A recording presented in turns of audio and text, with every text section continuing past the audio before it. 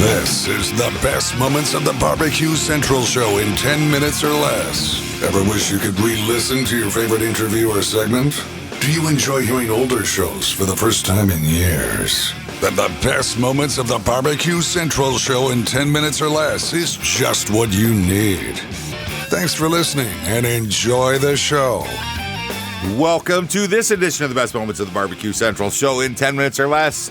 I'm your host, John Solberg, and this episode is being brought to you by The Butcher Shop, purveyors of highly sought-after 100% Australian non-crossbred Wylara 9 Plus briskets that are always handpicked just for you. The Butcher Shop has been retailing the finest meats for the past 15 years. Every week they are shipping out competition quality meats to many of the biggest teams in the competition scene across the nation. Simply put, teams who use the Butcher Shop win, and they win often. So you're not a competitor, but you still have an eye for the finer cuts. Great news. The Butcher Shop is shipping some of the finest prime, dry-aged Australian Wagyu and Japanese Wagyu steaks to people just like you and me who aspire to be the kings and queens of their cul-de-sac. The Butcher Shop always has Berkshire, Compart Duroc, Allegiance Duroc, and Prairie Fresh all-natural pork in stock, and again, always handpicked for you. Now you might be saying, John, oh, that sounds great, but what about some exotic stuff? Rest easy, my friends, rest easy. The Butcher Shop will get you your next elk steak or camel roast. They're going to handpick it for you, and they're going to ship it out promptly. Yes, camel. Let's review. The best competition briskets, check. The best pork selection, check.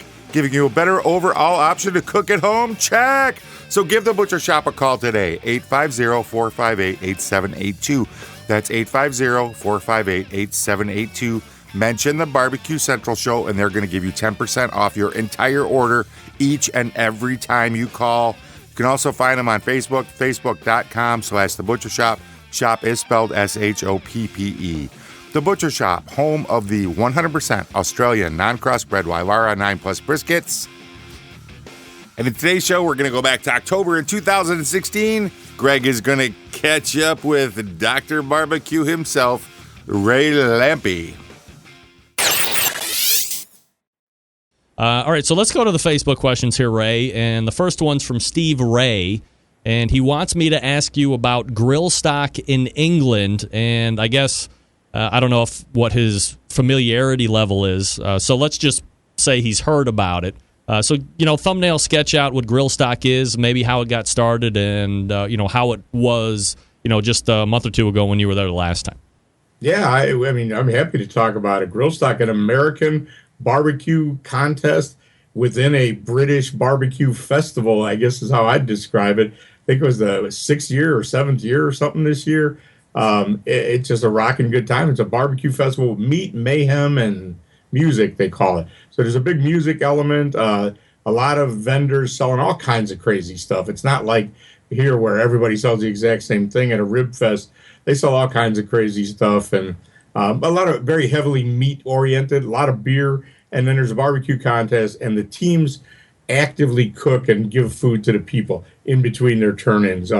Just a rocking good time. I can't wait to go back again next year. And this is, competition-wise, something you've seen rapidly catch up to how the KCBS guys are turning in. They're kind of following suit along those lines, right? Yeah, I always talk about and a picture surfaced recently of the chicken riding the motorcycle, a steel motorcycle that was made to hold his chicken. And that was what we saw the first year. Now the food looks identical to KCBS food. I mean, identical. Every single entry looks just like it, either parsley or kale boxes. And they're allowed to put whatever they want in the box as long as it's edible. Any garnish is acceptable. Nobody uses anything except lettuce and parsley and kale now. So yeah, it's been really interesting to see the evolution. It went from they didn't know what the heck was going on to now they're completely up to speed. And those guys, the good teams from over there, come over here now and are very competitive at the Royal and in the big contests. Do you foresee a time? I know John and Jackie Waite pulled off the win 2004 at the I think it was, yeah. The Jack Daniels. Do you see like a European team coming and duplicating that at some point here sooner than later? Oh yeah, I think so. They're totally up to speed. There's no secrets anymore. They're buying the same stuff that back then Jackie she had to make sauce. Nowadays, yeah, everybody's buying the same thing. They got the same cookers. They know how to cook it. I absolutely do. I've judged the Jack. As a matter of fact, I'm judging the Jack again this year. I judged it a couple times recently, and the food is almost all identical. I know I say that a lot, but man, it's true. And so there's no reason it could come from anywhere. I think you'll see a European team win real soon. Next question from Scotty Johnson, a fellow Chicagoan, as you are. Will Haywood ever cook again? I have no idea. It must be an inside joke, but will Haywood ever cook? Matter of fact, I'm looking right up there. Is in 2000, I went to Wacoma, Iowa, and there's Sandy. Hi, Sandy. Hey, there's Sandy, everybody. Hey. I think we saw her boob. Cameo. Wacoma, Iowa, the Lynch Livestock folks used to have a cook-off there, and I had just gotten a new cooker. I got a pellet cooker. When I was getting ready to buy my concession trailer and move to Florida, I left my Jedmaster at home, brought this pellet cooker. It's like 1.5 times a Fast Eddie a guy made for me with a Traeger firebox on the side. So I didn't really want to cook under my own name because I was afraid I was really going to not do very well and embarrass myself. So I signed up as Haywood Jablomi. Oh, my God. And I got reserve grand that day, and Mike Lake was announcing the awards, and Mike kept trying to figure out a way to say it that wasn't Haywood Jablomi. My Lord. That was the only time I ever cooked as Haywood Jablomi and got reserve grand. Was your sous chef Ben Dover? Yeah. Yeah, right. We can come up with 1 million of them, no doubt. Yeah. Also, he wanted to know where you get your ideas and inspirations for cookbooks. I mean, obviously, we know the story of the first one, but now that you have so many under your belt, I would imagine at some point you might be a little stale for ideas, or you get a little locked up in the brain about things to conceptualize or get down on paper. So how do you keep yourself from, getting in that kind of pressure box? I mean, I really think that's the talent, the gift. If I have something that makes me able to do it better than some other people, I think that's the gift. Being able to, I'm getting ready to start one now, and writing that outline. I will write down, it'll be about 80 recipes. I'll write down about 90 or 100 titles. And it's a maze. So you got to have the right amount of pork, the right amount of beef, the right amount of chicken, some vegetables, some stuff that's grilled hot, some spicy stuff. It's this whole puzzle that you put together. And I really think that's and you do it.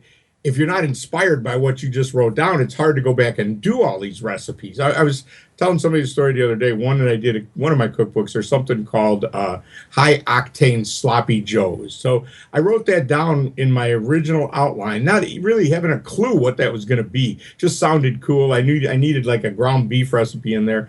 And then 6 months later, I went back. One morning, I woke up and said, I know what High Octane Sloppy Joes is. But I truly believe there's a lot of people that I could give them that list, and you could create good recipes. I think just putting that puzzle together and the creativity, because you got to be careful too. This will be cookbook number 10, not to do the same recipes over and over. We all have our tendencies of things that we like. When I reach for herbs, I like thyme. But I can't just use thyme every time I want to use some herbs. I have to use herbs that may not be my personal favorite, but I know people like them. Salmon is a good example. I don't really like salmon hardly at all, but I know that people do. So you always got to put a salmon or two recipe in there for grilling and barbecuing, but they can't all be the same. You got to come up with some new idea. So it's a challenge, but I think that's why not everybody can do it. Doug Scheiding is asking what you're looking to get out of the restaurant venture. Money, staying connected with barbecue public, something to do, next phase in a career, perhaps. What's the win or wins for Dr. Barbecue getting into this venture? Find out what Ray had to say over at the BBQCentralShow.com. There'll be a link in today's show notes. It'll take you to the complete episode. Ray is always a great interview, and there's just some bizarreness to this particular interview because 2 questions from a former and longest-running embedded correspondent, which I thought was just kind of cute. That's all I can say. So go over there and give that a listen. You can also get the show wherever you get your favorite podcast if you haven't already. Just search the BBQ Central Show and subscribe. It's going to come to you right into your podcast feed, just like clockwork. You don't have to do anything. Hey, thanks so much for listening. Until next time on the best moments of the BBQ Central Show in 10 minutes or less, I'm your host, John Solberg. I look forward to talking to you again soon.